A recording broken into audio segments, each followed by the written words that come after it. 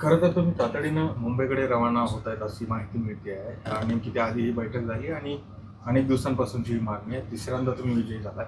काय नेमका ठराव झालाय आणि तुमची स्वतःची इच्छा आहे?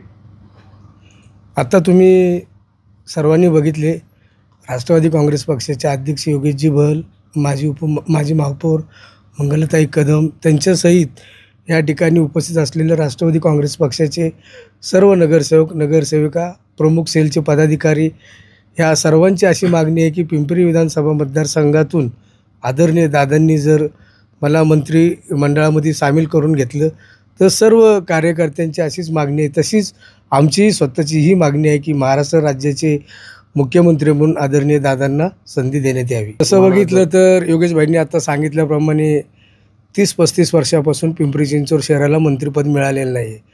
वास्तविक बघितलं तर आता येणाऱ्या महानगरपालिकेच्या निवडणुका आणि राष्ट्रवादी काँग्रेस पक्षाच्या सर्व कार्यकर्त्यांना, पदाधिकाऱ्यांना बळ देण्यासाठी आदरणीय दादांनी मंत्रिपद द्यावं अशी माझी पण विनंती आहे. जर तसं बघितलं तर तुम्ही महापौर मंगलाताई कदम आहेत, महापौर डोकेताई आहेत, राष्ट्रवादी काँग्रेस पक्षाच्या माजी महिला अध्यक्ष वैशालीताई काळभोर आहेत, कविताताई आल्लाटे, कविताताई करडे आहेत, नारायण भरवाडे, श्याम लांडे आहेत, प्रभाकर वागरे आहेत, राजू मिसाळ आहेत, सुजित पाटील आहे, उल्हास शेट्टी आहेत, निलेश पांढरकर, असे असंख्य म्हणजे एकूण 23 ते 24 नगरसेवक राष्ट्रवादी काँग्रेस पक्षाचे पिंपरी चिंचवड शहराचे हे सर्व नगरसेवक आहेत.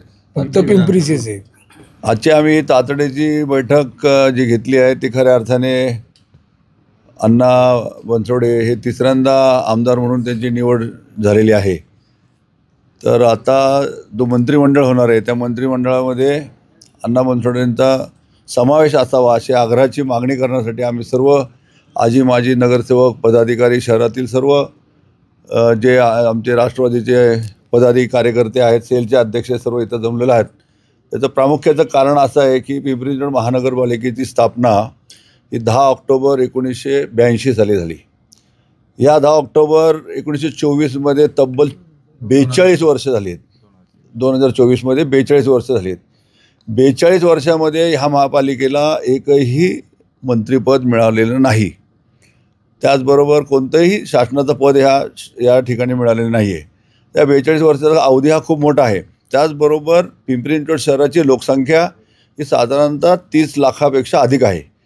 पिंपरी मतदारसंघ हा 4 लाखाचा आहे, भोसरी मतदारसंघ हा 6 लाखाचा आहे आणि चिंचवड मतदारसंघ हा 6 लाखाचा आहे. आणि या शहरामध्ये या 30 लाखामध्ये साधारणतः 55 झोपडपट्ट्या आहेत. आणि या 55 झोपडपट्ट्यापैकी पिंपरी शहरामध्ये फक्त एकट्या पिंपरी शहरामध्ये 46 झोपडपट्ट्या आहेत. आणि हा मागासवर्गीय प्रवर्गाचा हा वॉर्ड असल्याने अण्णा ह्या मागासवर्गीय प्रवर्गामध्ये तिसऱ्यांदा निवडून जात आहेत.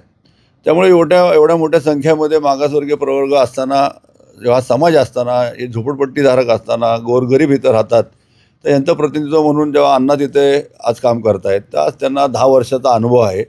आता पुढील 5 वर्षासाठी त्यांना जनतेने पाठवलेलं आहे, चांगल्या मताधिक्याने पाठवले. साधारणतः 37,000 मताचं आधिक्य त्यांना मिळालेलं आहे. त्यामुळे आमची दादांना कळकळीची आग्रहाची विनंती आहे की कोणत्याही परिस्थितीमध्ये अण्णा बनसोडे हे आम्हाला मंत्रिमंडळामध्ये हवेत, ही आग्रहाची बैठक आम्ही घेतली आहे. त्याचबरोबर दुसरा महत्त्वाचा निर्णय म्हणजे असा की अर्थात हा निर्णय महायुतीचा आहे, मोदी साहेबांचा आहे, शहासाहेबांचा आहे. त्या ठिकाणी देवेंद्र फडणवीस साहेब असतील, त्या ठिकाणी शिंदे साहेब असतील, त्या ठिकाणी आठवले साहेब असतील. आमची कार्यकर्त्यांची एक भावना आहे, आमची एक इच्छा आहे, आमची एक पदाधिकाऱ्यांची एक इच्छा अशी आहे की आमचं सर्वांचं स्वप्न आहे की दादा ह्या राज्याचे एकदा तरी मुख्यमंत्री म्हणून बघण्याची आमची सर्वांची इच्छा आहे.